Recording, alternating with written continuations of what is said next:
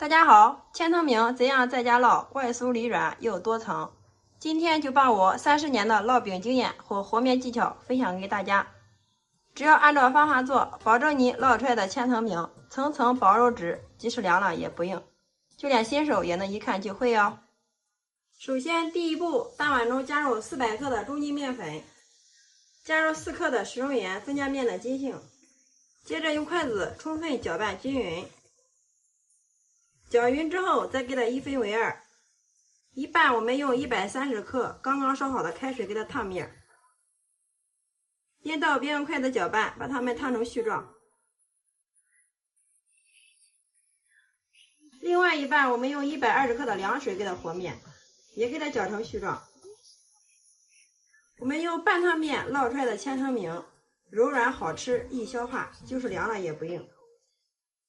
全部搅成大絮状之后，然后把这2种面混合到一块儿。接着再往里面加入15克的食用油。接下来我们洗干净小手，下手给它揉成面团。最后我们一直给它揉成一个稍微偏软的面团，看一下，像这个状态就可以了。然后上面给它刷一层食用油，锁住水分。再盖上盖子，放一旁给它松弛40分钟。趁这个时间，我们来调一个软油酥，加2勺面粉，1勺食用盐或者是椒盐粉、孜然粒、花椒粉都可以的。倒入滚烫的热油，用勺子给它充分的搅拌均匀。搅匀之后，我们的软油酥就调好了，放一旁冷凉备用。好啦，这个时候我们的面团也松弛好了，看一下，延展性非常的好。像这样就可以了。接着我们把面团给它取出来，再把面板上面和这个面团上面都撒入适量的面粉，用手轻轻的给它按开，不需要揉。接着再用个擀面杖给它擀开，再擀出4个角。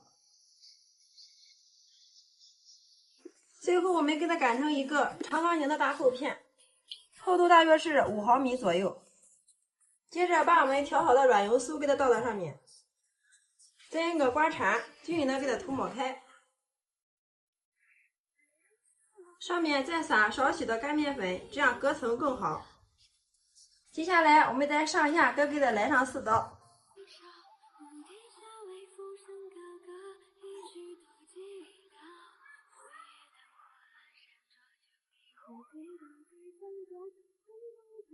再从一边给它折过来，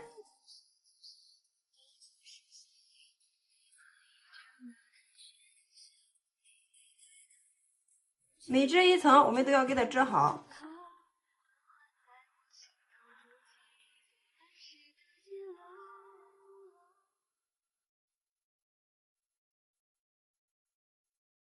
大家记着，最后一层我们给它留大一点，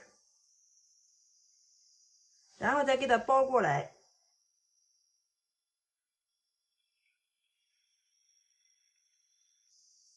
全部包好之后，然后我们再把4周全部都给它捏紧实。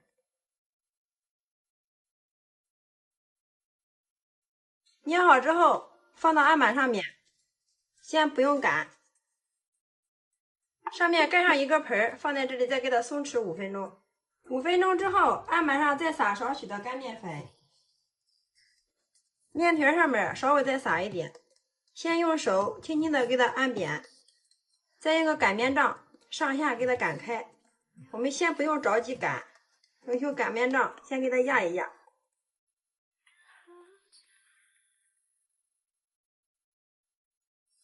压的时候我们2边压，这样层次均匀，薄厚一样。